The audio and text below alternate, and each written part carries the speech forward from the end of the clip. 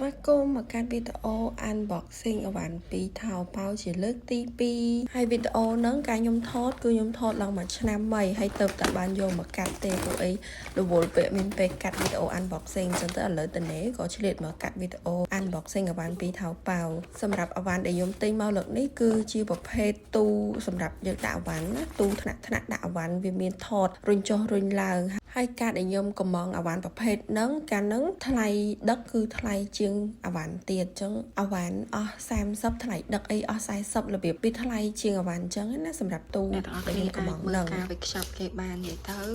គេដាក់ជាមួយនឹងកេសស្នោអញ្ចឹងហើយគេដាក់ជាមួយនឹងកេសនិយាយទៅកេសនេះដូចក្រាស់ហ្មងណា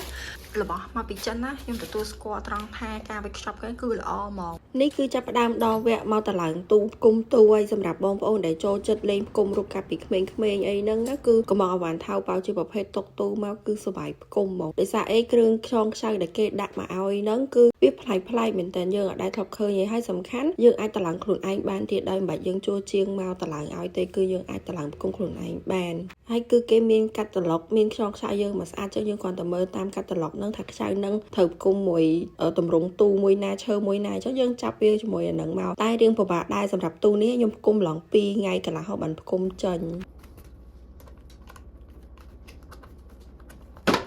ហើយកាត់មកដល់ថ្ងៃទី2ដែលខ្ញុំតឡើងទូហ្នឹងហើយវគ្គនេះគឺបាន80%ហើយកំពុងតែប្រហែល20%ហ្នឹងទៀតនិយាយទៅទូដែលខ្ញុំធ្លាប់ទិញតាមថៅប៉ៅប្រភេទតុកសំអាងតុកទូអីផ្សេងគឺខ្ញុំតឡើងស្រួលមែនតើតែមួយថ្ងៃអីហើយតែនេះវិញឡើង2ថ្ងៃកន្លះបានហើយសម្រាប់គុណភាពបងប្អូនអាចចាំមើលនៅចុងវីដេអូបានសម្រាប់គុណភាពដែលខ្ញុំដាក់ទៅហ្នឹងគឺជាគុណភាពដែលខ្ញុំប្រើបានមួយឆ្នាំហើយថាគុណភាពវាបែបម៉េចហើយពេលដែលខ្ញុំប្រើហ្នឹងគឺ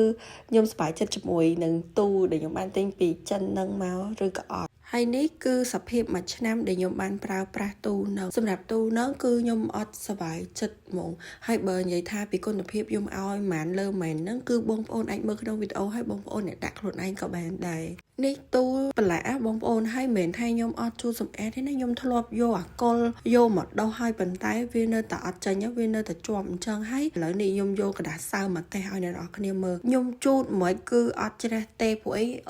ការវីដេអូខ្ញុំ unboxing វីដេអូទី1ហ្នឹងខ្ញុំកំងទុកសំអាងខ្ញុំប្រឡាក់ក្រែមប្រឡាក់អីតែខ្ញុំយកតែกระดาษសើមឬក៏អាកុលបាញ់មកគឺវាជ្រះអស់ហ្មងតែពេលនេះវិញគឺអត់ទេហើយដូចបងប្អូនឃើញអញ្ចឹងกระดาษសើមគឺឡើងខ្មៅប៉ុន្តែស្នាមអីដែលតែឃើញប្រហែលហ្នឹងគឺអត់ជ្រះទេហើយខ្ញុំប្រើតកោជូតក៏អត់ជ្រះដែរហើយបើសភាពខាងក្នុងថតមួយបងប្អូនអានេះថតដែលខ្ញុំដាក់ហ្នឹងគឺខ្ញុំអត់ហ៊ានដាក់វ៉ាន់អីធ្ងន់ទេគឺវ៉ាន់បងប្អូនឃើញហើយមានតែវ៉ាន់តាហើយនឹងថ្នាំកាពះតាមអីហ្នឹងទេហើយបងប្អូនឃើញកន្លែងដែល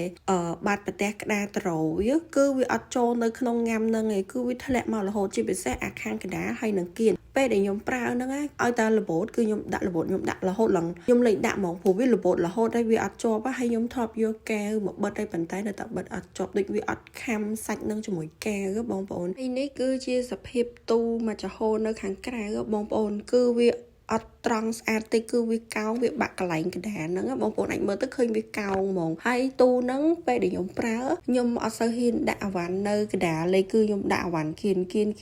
ពួកអីខ្លាចតែវាកាន់តែបាក់កណ្ដាលទៅទូយើងបាក់តែឥឡូវនេះទូ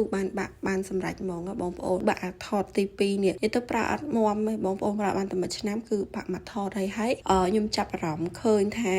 ដៃគោលគេហៅថាវិសអីហ្នឹងគឺវាចាប់ដើមច្រេះទាំងអស់ហ្មងបងប្អូននិយាយទៅទូនេះអាចថាបានតែកន្លះឆ្នាំទៀតទេគឺខ្ញុំត្រូវដូរទូថ្មីទៀតហ្មងវីដេអូ unboxing អីវ៉ាន់ពីថៅប៉ៅវគ្គទី2នេះគឺខ្ញុំមានតែប៉ុណ្្នឹងទេហើយខ្ញុំសង្ឃឹមថាបងប្អូនដែលកំពុងតែចង់រកទិញទូដូចខ្ញុំបងប្អូនអាចមើល comment នៅក្នុងថៅប៉ៅអីបន្ថែមបានដោយសារអីទូនេះខ្ញុំទិញមកគឺមួយឆ្នាំហើយអញ្ចឹងក្រែងគេអាប់ដេតគុណភាពអីអញ្ចឹងបងប្អូនអាចមើល comment បន្ថែមបានបើសិនជាបងប្អូននៅតែចង់បានទូប្រើប្រាស់ដែលមានរូបរាងដូចជារបស់ខ្ញុំអរគុណសម្រាប់ការមើលវីដេអូមួយនេះដល់ចប់ជម្រាបលាបាយបាយ